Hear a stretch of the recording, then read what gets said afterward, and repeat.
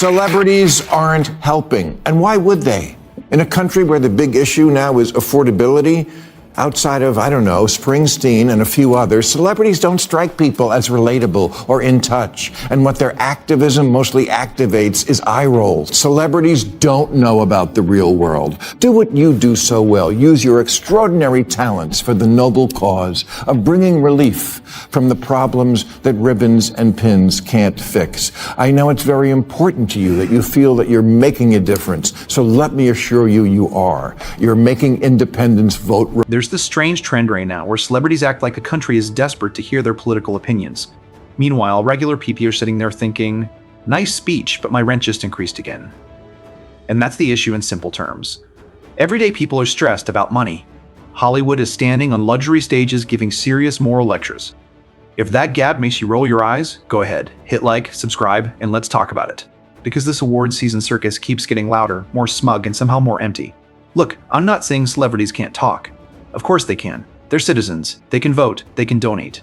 They can protest. They can post a long Instagram story with a black and white selfie and a link in their bio. They absolutely have that right. The problem is, it's often a bad idea. Not because speaking is wrong, but because the way they do it feels so out of touch that it backfires. And honestly, Ricky Gervais said it best when he looked at a room full of stars and told them, "You are in no position to lecture the public about anything." Congratulations for raising awareness. The awareness you really care about, which is how wonderful you are. Ricky Gervais once told the award show crowd, "Don't use it as a platform to make a political speech. You're in no position to lecture the public about anything. You know nothing about the real." Brutal, iconic, and honestly, kind of necessary. Because celebrities live in a totally different world from the people they try to teach.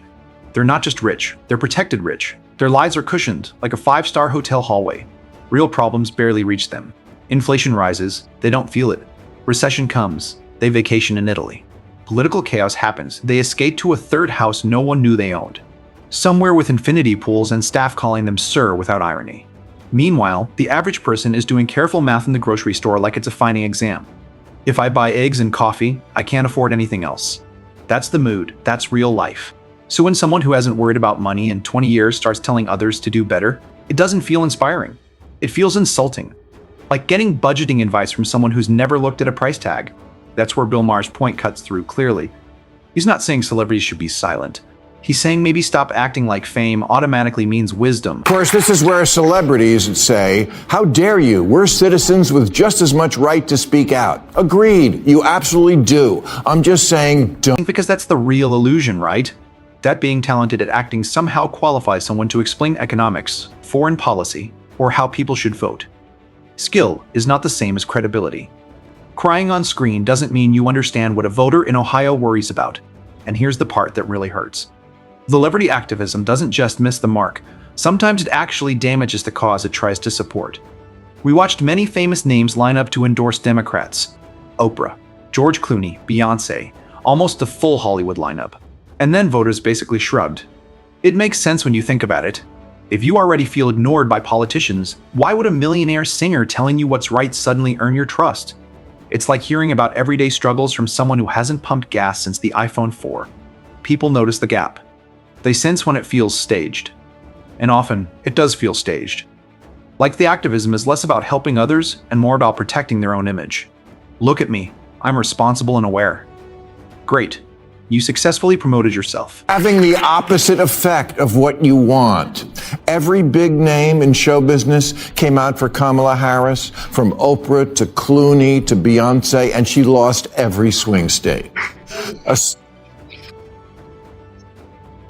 A survey of Ohio voters found Taylor Swift's endorsement actually had a negative impact, with 24% saying it made them less enthusiastic about her as a candidate.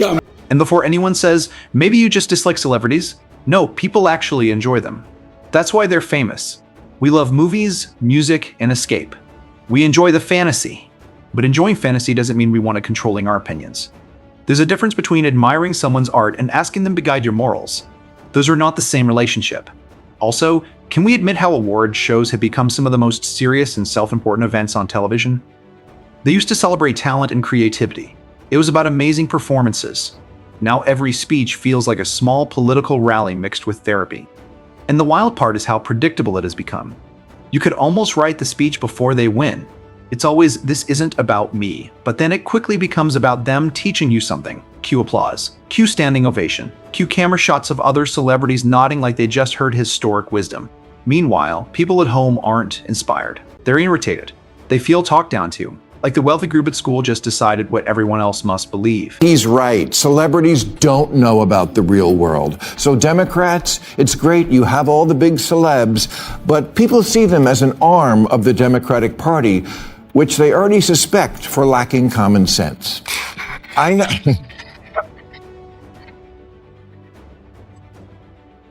I know the celebrities mean well, and we thank them for having their heart in the right place, but just do you. Do what you do so well. Use your extraordinary talents for the noble cause of bringing relief from the problems that ribbons and pins can't fix. I know it's very important to you that you feel that you're making a difference, so let me assure you, you are. You're making independents vote Republican.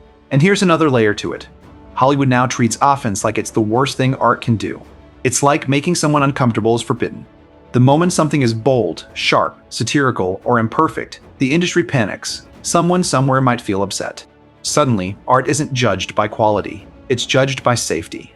That's why people keep saying, "You couldn't make that today," especially about comedies. Whether you agree or not, you can sense the shift. Tropic Thunder is mentioned constantly because it's a clear example. It's obviously satire. It clearly mocks Hollywood ego and absurd behavior. Yet some critics treat it like it committed a crime. When Ben Stiller said, "I make no apologies," he was drawing a line. He was reminding everyone what comedy is meant to do. You know, when movie lovers get together these days, one phrase that comes up a lot and always makes me sad is, "Yeah, you couldn't make that one today." Top of that list is the great Tropic Thunder, which the scolds have been after for years. But in February, Ben Stiller tweeted, "I make no apologies for Tropic Thunder. It's always been a controversial movie since when we opened, proud of it and the work everyone did on it." See, people, it's not that hard. Comedy pushes. Comedy makes you uncomfortable sometimes. And that discomfort is often the point. It isn't always supposed to feel safe. Satire works like a mirror, and sometimes that mirror feels harsh. But modern Hollywood doesn't trust viewers. It doesn't trust context or intent. It feels like the industry is scared of one angry tweet. So instead of rewarding bold stories, it praises the safest ones, already stamped with the approved moral lesson. That's not growth. That's stagnation pretending to be virtuous. And if you want an example of how extreme things can get, look at the Trader Joe's situation. Trader Jose's becomes controversial. A teenager online calls the name racist. A petition starts. And suddenly people act like the store is historically evil. And what did Trader Joe's do? They didn't panic. They didn't apologize dramatically. They basically said, "Relax." Trader Joe's, who for years have been selling a line of ethnically themed products, trading on the name Joe. For example, they have Trader Jose's beer. So, of course, one teenager on Twitter heard the word Jose and said it was racist, and then there was a petition, and then Trader Joe's management did the right thing. They burnt down all their stores and themselves.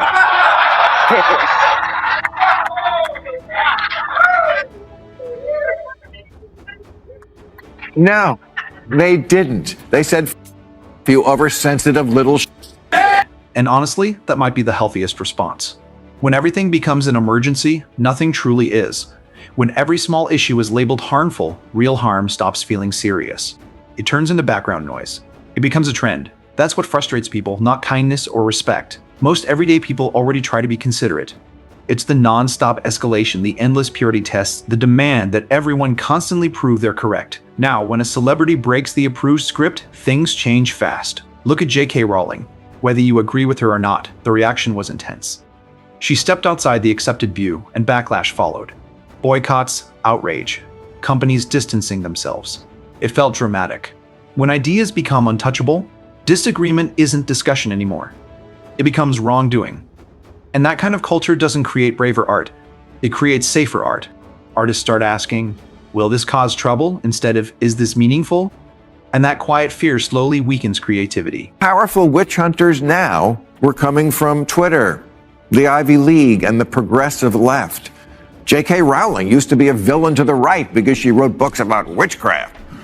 Now she's a villain to the left because she has the crazy belief that there's more to being a woman than pronouns and lipstick. And it doesn't stop with movies. Comedy feels it the most. Comedians are meant to test limits. That's part of the job. They talk about awkward topics and uncomfortable truths. Yes, sometimes jokes fail. That happens. But usually the answer to a bad joke is criticism or simply not attending again, not acting like a crime was committed. The Nimesh Patel situation shows that clearly. A joke, one that was actually supportive, was interrupted because someone decided he shouldn't say it. Think about that idea. Who decides who is allowed to joke? Comedy doesn't work with permission slips. That starts to look like censorship, even if it sounds polite. And when that keeps happening, people become cautious. They walk carefully. And regular people don't enjoy that atmosphere. After long days and real stress, they just want to laugh freely. Bill Maher also criticized Dave Chappelle over comparisons about free speech. And yes, that comparison deserved pushback. You can debate American culture, but comparing it to strict monarchies isn't realistic. In the US, you can criticize leaders openly. That matters. Dave Chappelle lashed out at me last month because I called him out for saying there was more free speech in Saudi Arabia than here. Well, I was right. What he said was stupid. America has many problems, including free speech issues on both left and right, but we're real different than Saudi Arabia. If you don't believe me, try opening a lesbian art gallery there. That doesn't mean the country is flawless. It means perspective is important. Saying everywhere is equally bad doesn't solve anything. So step back and look at the bigger picture. Celebrity culture often tries to guide the nation while living lives that feel distant from most people. Private jets, several homes, heavy security, teams of stylists and managers. Then they address people working 2 jobs and paying off loans. And they offer lectures about how others should live. The response from many viewers is simple: no thanks. Not because people dislike empathy, but because they dislike being judged by someone who doesn't understand their reality.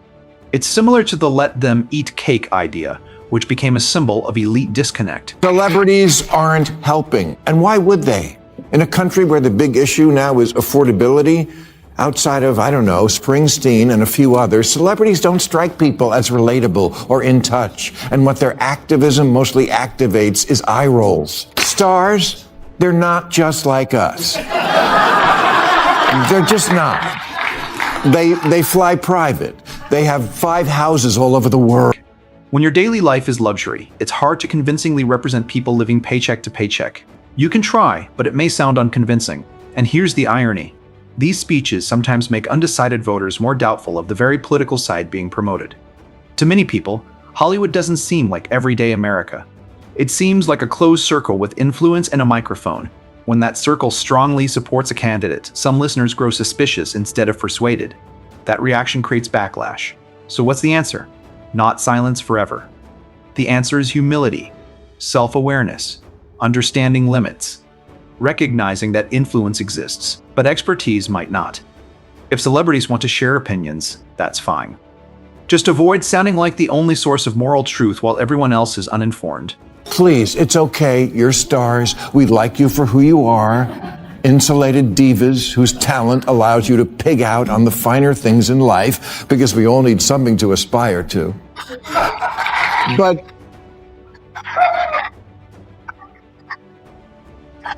But being talented, which you are, isn't the same as knowing things or having the credibility to advise people on their politics. You rail against privilege, but you avail yourself of the greatest privilege of all, to remain clueless. And maybe award shows could remember their original purpose. Celebrate skill, celebrate creativity, celebrate risk, highlight the artists behind the scenes, focus on stories instead of moral speeches. People watch for entertainment. They want to feel inspired, amused, or moved. When events turn into lectures, audiences feel pushed away. It slowly creates distance, not with one speech, but with repeated seriousness and self-importance until viewers stop caring. So I'll ask you, do you think celebrity activism still works? Or does it feel more like image management now? And what matters more, political influence or protecting creativity from constant caution? Share your thoughts. I'm honestly curious if you feel the same exhaustion. And if you're still here, you know what to do. Like, subscribe, and stay tuned, because this culture debate isn't ending soon. It may actually get even stranger.